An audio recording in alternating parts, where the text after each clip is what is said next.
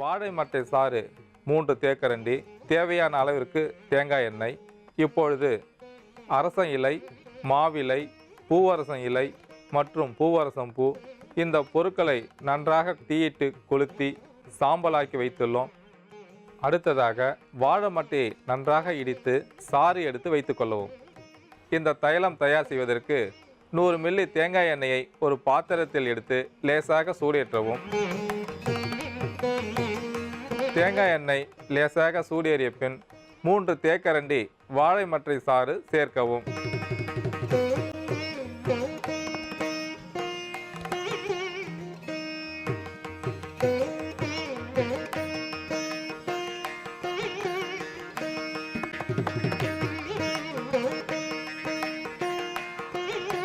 அடுத்ததாக நாம் சுட்டு கரியாக்கி வைத்துள்ள அதாவது அரச இலை, காய்ந்த அரச இலை, மாவிலை, பூவரசம் இலை மற்றும் பூவரசம் பூ இந்த பொருட்களை தீயிட்டு கருக்கி அந்த சாம்பலை எடுத்து வைத்துள்ளோம்.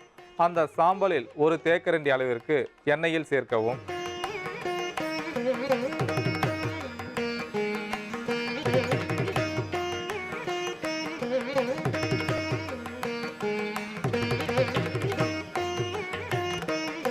அடுத்ததாக மருதம்பட்டை பொடி 1/2 தேக்கரண்டி சேர்க்கவும்.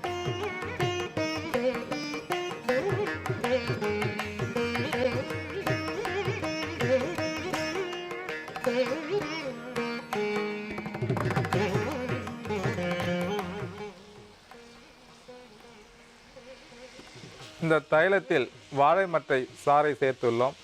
அந்த வாழை மட்டை சாறானது அதிக ஈரத்தன்மை உடையது. அந்த ஈரத்தன்மை இருக்கும்போது எண்ணெய் சலசலப்பு என்று சத்தம் வரும். அந்த சலசலப்பு என்று சத்தம் அடங்கியதும் நுரை அடங்கியதும் இந்த தைலத்தை வடிகட்டாமல் ஒரு பாத்திரத்தில் எடுத்து வைத்துக் கொள்ளவும்.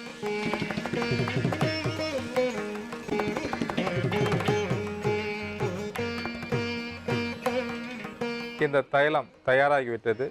இப்பொழுது வடிகட்டாமல் அப்படியே ஒரு பாத்திரத்தில் எடுத்து வைத்துக் கொள்ளவும்.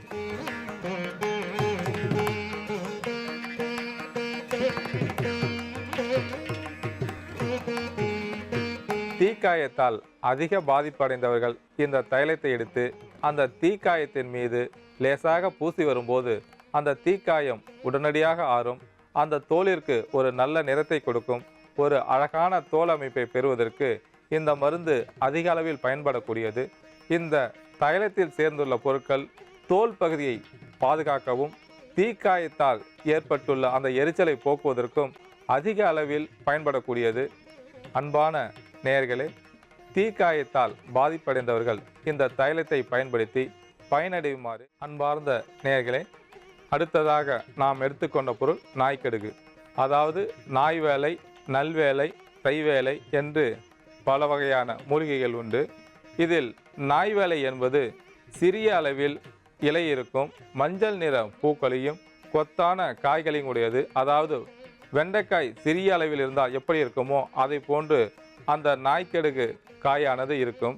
அந்த காயானது நன்றாக காய்ந்த பிறகு அதிலிருந்து வெளிவரக்கூடிய அந்த விதை தான் நாய்க்கடுகாகும்.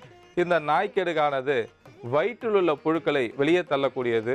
இந்த நாய்க்கடுகை துவையலாக செய்து சாப்பிடலாம். அதாவது ஒரு தேக்கரண்டி நாய்க்கடுகு, உப்பு, புளி, மிளகு, ஜீரகம் இவற்றை எடுத்து துவையலாக்கி குழந்தைகளுக்கு வெறும் வயிற்றில் சிறு உருண்டை, அதாவது நெல்லிக்காய் அளவிற்கு சிறு உருண்டையாக உருட்டி கொடுத்துவிட்டு வெந்நீர் கொடுக்கும்பொழுது குடல் பகுதியில் தேங்கியுள்ள அனைத்து விதமான கிருமிகளும் புழுக்களும் மலத்தின் வழியாக வெளியேறிவிடும். இந்த துவையலை சாதத்தில் பிசைந்து நெய் விட்டு சாப்பிட்டு கொண்டு வரும்போது சுவையாக இருக்கும். அதிகமாக சிகரெட் பிடிப்பவர்களுக்கு நாவில் சுவை மொட்டுக்கள் செயலிழந்து சுவை தெரியாமல் இருக்கும். அவர்களுக்கு இந்த துவையலை சாதத்தோடு பிசைந்து நெய் விட்டு சாப்பிட்டு கொண்டு வரும்போது நாவிற்கு ருசியாக இருக்கும். வயிற்று பகுதியில் அதிகப்படியாக உள்ள அந்த நஞ்சுகள் வெளியேறும். இரத்தத்தில் அதிகமாக கலந்துள்ள விஷத்தன்மை போக்கக்கூடிய தன்மை இந்த நாய்க்கடுகிற்கு உண்டு. நாய் வேலை இலை சிறிதளவு எடுத்து சிறுகீரை, அரைக்கீரை, முளைக்கீரை போன்ற கீரைகளோடு சமைத்து சாப்பிடும்போது உடலுக்கு பலத்தை கொடுக்கும். அதாவது இந்த நாய் வேலையின் இலையானது பெருங்காயத்தின் வாசனை ஒத்திருக்கும். அவற்றை உள்ளுக்கு சாப்பிடும்போது வயிற்றில் உள்ள வாயுவை அகற்றக்கூடியது, சிறந்த பசித்தூண்டியாக செயல்படக்கூடியது. நாய் வேலை சமூலத்தை எடுத்து நன்றாக இடித்து சாறு எடுத்து நல்லெண்ணெயில் காய்ச்சி தைலமாக்கி அந்த தைலத்தை முழங்கால் வலி உடையவர்கள் அந்த தைலத்தை நன்றாக இரவில் தேய்த்து வரும்போது அந்த வலி படிப்படியாக குறையும்.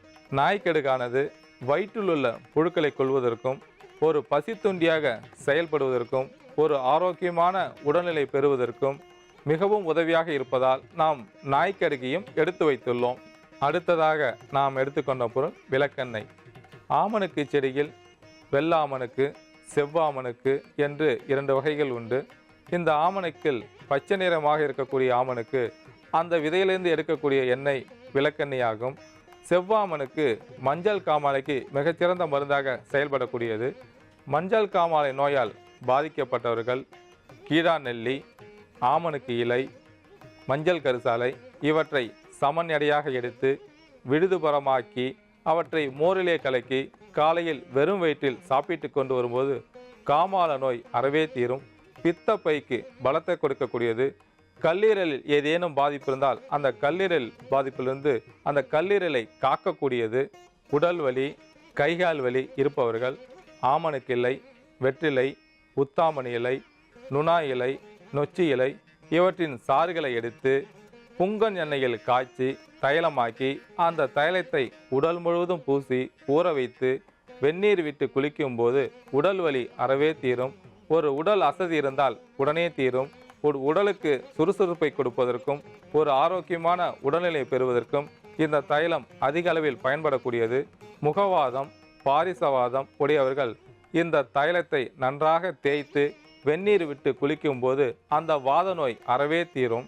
வாரத்திற்கு ஒரு முறை கால் தேக்கரண்டி அளவிற்கு இந்த விளக்கெண்ணெயை வெறும் வயிற்றில் சாப்பிடும்போது உடலுக்கு குளிர்ச்சியை கொடுக்கக்கூடியது. குடல் பகுதியில் தேங்கியுள்ள புழுக்களை வெளியேற்றக்கூடியது. மலத்தை இலக்கி ஒரு மூலநோய் வராமல் காக்கக்கூடிய தன்மை இந்த விளக்கெண்ணெய்க்கு உண்டு. 15 நாட்களுக்கு ஒரு முறை சிறு குழந்தைகளுக்கு 5 சொட்டு வீதம் காலையில் வெறும் வயிற்றில் கொடுக்கும்போது வயிற்று பகுதியை சுத்தம் செய்யக்கூடிய தன்மை இந்த விளக்கெண்ணெய்க்கு உண்டு.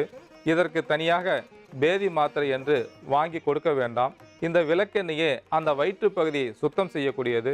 சிறந்த பசி தூண்டியாக செயல்படக்கூடியது. உஷ்ணம் அதிகமாக இருந்தால் அந்த உஷ்ணத்தை குறைத்து சமன் செய்யக்கூடியது. வயிற்று பகுதியில் அதிகப்படியாக தங்கியுள்ள புழுக்களை வெளியேற்றுவதற்கும் வயிற்றை சுத்தம் செய்வதற்கும் விளக்கெண்ணெய் அதிக அளவில் பயன்படுவதால் நாம் விளக்கெண்ணெயையும் எடுத்து வைத்துள்ளோம். அதற்கடுத்ததாக நாம் எடுத்துக்கொண்ட பொருள் ஜீரகம். ஜீரகமானது இரத்தத்தை சுத்தம் செய்யக்கூடியது. இரத்தத்தில் உள்ள மாசுகளை சிறுநீர் வழியாக வெளியேற்றக்கூடியது. எந்த ஒரு மருந்து பொருள் நாம் சாப்பிட்டாலும் அதனுடன் சிறிதளவு ஜீரகத்தை சேர்த்து சாப்பிடும்போது இரத்தத்தில் உள்ள அதிகப்படியான உப்பு படிவங்களை கரைத்து சிறுநீர் வழியாக வெளியேற்றக்கூடியது. சிறுநீரக மண்டலத்தில் ஏதேனும் உப்பு படிந்திருந்தாலும் அந்த உப்பு படிவங்களை கரைத்து சிறுநீர் வழியாக வெளியேற்றக்கூடியது. சிறுநீரக மண்டலத்தை பாதுகாக்கக்கூடியது. வயிற்றில் உள்ள வாயுவை அகற்றவும் வயிற்றிலே தேங்கியுள்ள புழுக்களை வெளியேற்றவும் இந்த ஜீரகம் அதிக அளவில் பயன்படக்கூடியது. சிறு குழந்தைகளுக்கு வயிற்றிலே பூச்சி இருந்தால் அதிகமான வயிற்று வலி, சாப்பிட்டவுடன் மலம் கழிக்க வேண்டும் போன்ற பல பாதிப்புகள் தோன்றும். இந்த பாதிப்புகளை சரி செய்வதற்கும் ஒரு பசி தூண்டியாக செயல்படுவதற்கும் ஜீரகம் பயன்படுவதால் நாம் ஜீரகத்தையும் எடுத்து வைத்துள்ளோம். அதற்கடுத்ததாக நாம் எடுத்துக்கொண்ட பொருள் பனை வெல்லம். பனை மரத்தில் உள்ள அனைத்து பாகங்களுமே அதிக மருத்துவ பண்புகளை கொண்டுள்ளது. பனை விசிறியை கொண்டு விசிறும்போது காற்றிலே உள்ள கிருமிகளை அழித்து சுவாச பிரச்சனை வராமல், அதாவது ஒரு சுத்தமான காற்றை கொடுக்கக்கூடிய தன்மை அந்த பனை ஓலைக்கு உண்டு. அதை போல பனை மரத்திலிருந்து எடுக்கக்கூடிய பனை வெல்லம், பனை கற்கண்டு கால்சியம் சத்து மிகுதியாக உள்ளது. சிறு குழந்தைகளுக்கு எப்பொழுது பார்த்தாலும் சர்க்கரை சாப்பிட வேண்டும், இனிப்பு வகைகளை சாப்பிட வேண்டும் என்ற ஒரு எண்ணம் இருக்கும்.